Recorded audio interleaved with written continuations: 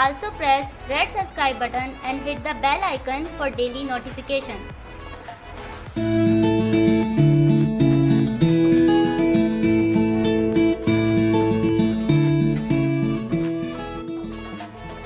अस्सलामुअलैकुम, welcome back to my channel delicious cooking with Maheen. आज मैं आपके साथ ओरियो चॉकलेट केक की रेसिपी शेयर कर रही हूँ और ये केक सिर्फ 3 इंग्रेडिएंट के साथ बहुत ही आसानी से बनाया जा सकता है। तो इस केक में मैंने ओरियो बिस्किट का इस्तेमाल किया है, लेकिन अगर आप ओरियो बिस्किट नहीं यूज़ करना चाहते तो कोई भी चॉकलेट बिस्किट यूज़ कर सकते हैं। बस ये ध्यान रहे कि आपने बिस्किट अच्छी क्वालिटी के यूज़ करने हैं। तो चलिए देखते हैं हमें किन चीज़ों की ज़रूरत है। ओरियो चॉकलेट केक बनाने के लिए यहाँ मेरे पास 300 ग्राम्स ओरियो कुकीज़ हैं। अगर आपको ग्राम्स में नहीं समझ में आता तो पैकेट के ऊपर ग्राम्स लिखा हुआ होता है, तो आप उसको काउंट करके 300 ग्राम्स कर सकते हैं। और ये टोटल 34 कुकीज़ हैं। और यहाँ 1.5 टीस्पून बेकिंग सोडा है, मीठा सोडा यानी कि जो खाने का सोडा होता है जो हम छोले गलाने में यूज़ कर सकते हैं। ये बेकिंग पाउडर नहीं है, ये बेकिंग सोडा है। और इसके अलावा 1 कप मुझे यहाँ चाहिए दूध। तमाम ओरियो कुकीज़ को मैंने ग्राइंडर जार में डालकर इसका चूरा बना लिया है। अब यहाँ मेरे पास 1 कप दूध है, मैं इसको ऐड कर दूंगी और इसको ऐड करने के बाद अच्छी तरह मिक्स कर लूँगी।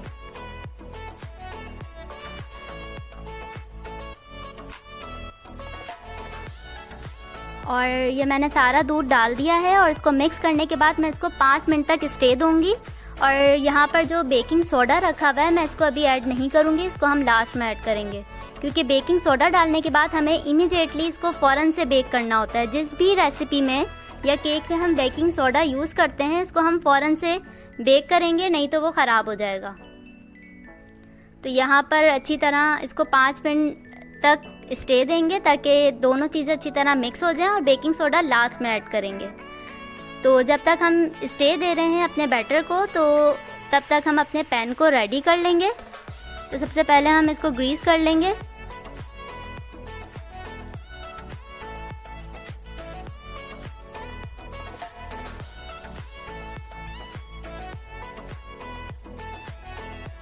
और ग्रीस करने के बाद यहाँ पर मेरे पास बटर पेपर रखा हुआ है, मैं ये लगा दूंगी। लेकिन अगर आप बटर पेपर नहीं यूज़ करना चाहते तो आप इसमें मैदे का डस्ट भी कर सकते हैं। जैसा कि मैंने पहले 2 केक बनाए हैं, उसमें आपको मैदे की डस्टिंग की थी, मैंने बटर पेपर यूज़ नहीं किया था। तो अगर आप बटर पेपर यूज़ करना चाहते हैं तो बटर पेपर यूज़ कर लें, नहीं तो आप मैदे की डस्टिंग भी कर सकते हैं। दोनों का रिज़ल्ट सेम ही होता है।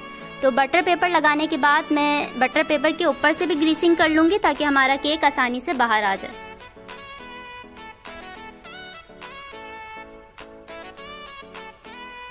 तो पैन हमारा रेडी हो चुका है, इसको साइड पे कर देंगे। और इस बैटर को भी 5 मिनट हो चुके हैं रखे हुए। इसमें हम बेकिंग सोडा ऐड कर लेंगे, खाने का सोडा, और इसको मैं छान के ऐड कर रही हूँ क्योंकि आप देख सकते हैं कि इसमें कितनी गुठलियाँ हैं। तो आप भी हमेशा बेकिंग सोडा को छान के ऐड करें।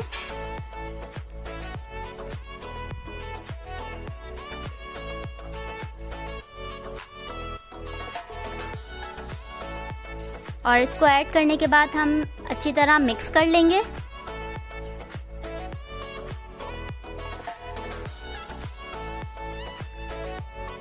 और ये स्टेप हम थोड़ा जल्दी करेंगे क्योंकि बेकिंग सोडा ऐड करने के बाद हम इसको ज़्यादा देर बाहर नहीं रख सकते, हमने इसको इमीडिएटली बेक करना होता है। तो उसको जल्दी से मिक्स करेंगे और अपने पैन के अंदर पोर कर देंगे।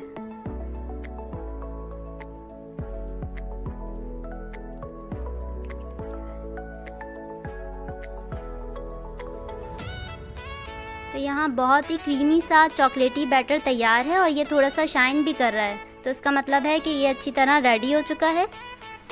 अब हम अपने पैन में इसको पोर कर देंगे।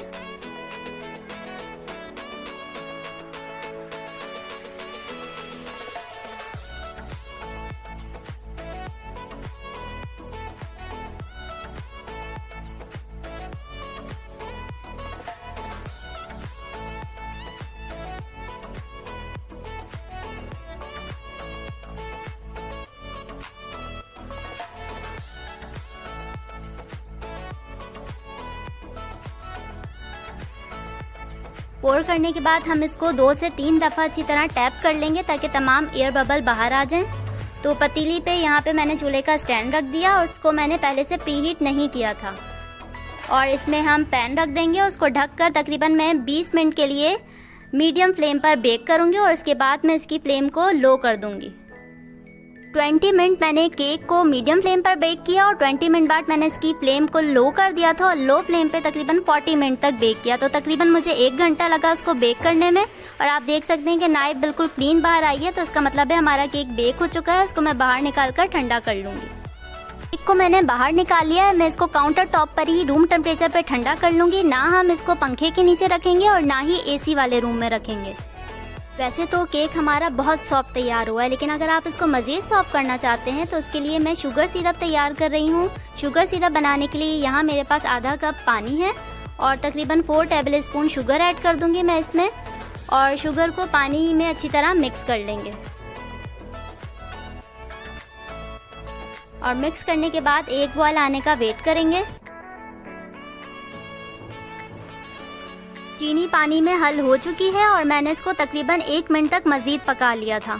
अब मैं इसका चूल्हा बंद कर दूंगी और इसमें चंद कतरे वनीला एसेंस के ऐड कर दूंगी, लेकिन अगर आप नहीं ऐड करना चाहते तो आप इसको स्किप भी कर सकते हैं, ये बिल्कुल ऑप्शनल है। और इसको मिक्स करने के बाद रूम टेम्परेचर पर ही ठंडा होने के लिए छोड़ दूंगी। तो शुगर सिरप हमारा बिल्कुल रेडी है। बटरी चॉकलेट फ्रॉस्टिंग बनाने के लिए यहाँ मेरे पास 100 ग्राम बटर है, 7 टेबल स्पून जितना, 1.5 कप चीनी है पिसी हुई और 2 टेबल स्पून कोको पाउडर है। तो सबसे पहले हम बटर को अच्छी तरह मिक्स कर लेंगे और बटर हमारा रूम टेम्परेचर पर है, सॉफ्ट है ये।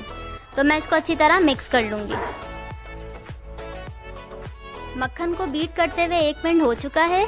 अब इसमें थोड़ी थोड़ी करके पिसी हुई चीनी ऐड करते रहें और मिक्स करते रहें।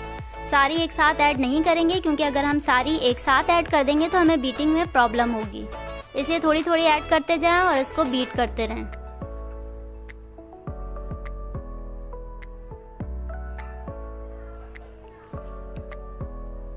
तो यहाँ पर मक्खन और चीनी बहुत अच्छी तरह मिक्स हो चुका है।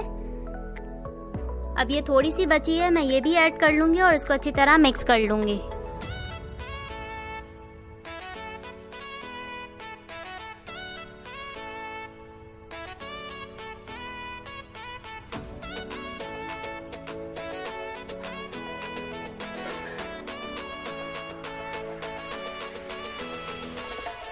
चीनी और मक्खन अच्छी तरह मिक्स हो चुके हैं। अब मैं इसमें कोको पाउडर ऐड कर दूंगी। कोको पाउडर भी हम थोड़ा थोड़ा करके ऐड करेंगे ताकि अच्छी तरह मिक्स हो जाए।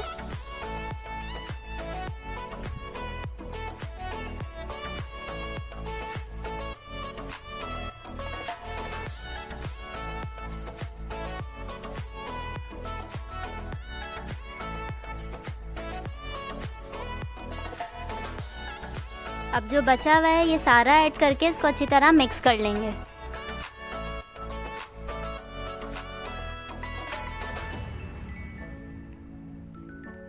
इसको मिक्स करने के बाद मैं इसको थोड़ी देर के लिए फ्रिज में रख दूंगी ताकि ये थोड़ी हार्ड हो जाए।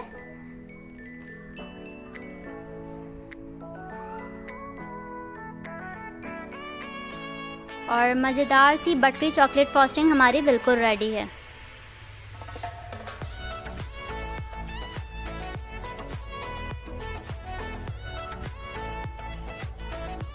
तो केक भी हमारा रूम टेम्परेचर पर आ गया है। मैं इसको डीमोल्ड कर दूंगी और डीमोल्ड करने के बाद मैं इसको केक के 2 लेयर कर दूंगी।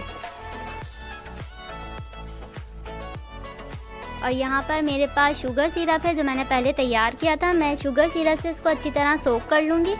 वैसे तो हमारा जो केक है वो बहुत ज़्यादा सॉफ्ट बना है, लेकिन आप इसको मज़ीद सॉफ्ट करना चाहते हैं तो आप इसमें शुगर सिरप ऐड कर सकते हैं।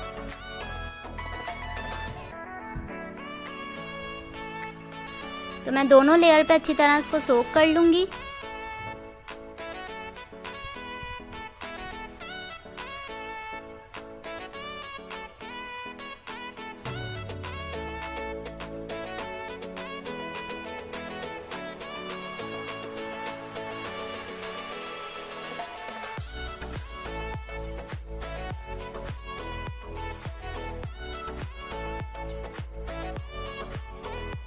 शुगर सिरप सोक करने के बाद हम इसमें चॉकलेट फ्रॉस्टिंग की लेयरिंग करेंगे। कम या ज़्यादा आप अपनी मर्ज़ी से कर सकते हैं।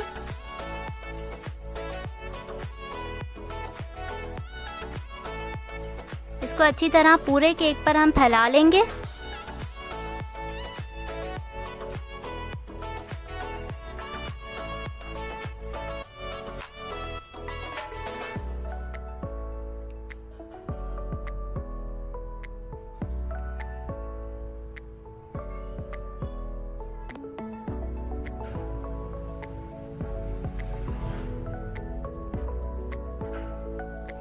और इसके ऊपर केक की दूसरी लेयर को रख देंगे।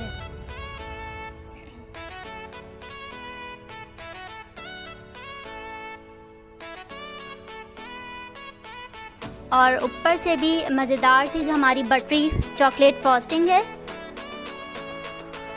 उसको केक की फ्रॉस्टिंग करने के बाद मैंने इसको फ्रिज में रख दिया था ताकि हमारी जो फ्रॉस्टिंग है वो अच्छी तरह सेट हो जाए। अगर आपको मेरी चॉकलेट ओरियो केक की रेसिपी पसंद आई है तो मेरी वीडियो को लाइक कीजिए, अपने फैमिली फ्रेंड के साथ शेयर कीजिए। और अगर अभी तक आपने मेरा चैनल सब्सक्राइब नहीं किया तो लाल सब्सक्राइब का बटन दबाइए और बराबर में बेल आइकन को प्रेस कीजिए ताकि मेरी आने वाली हर नई वीडियो का नोटिफिकेशन सबसे पहले आप तक पहुँचे। मैं फिर आऊँगी एक और नई और अमेजिंग सी रेसिपी लेकर, तब तक के लिए अल्लाह हाफिज़।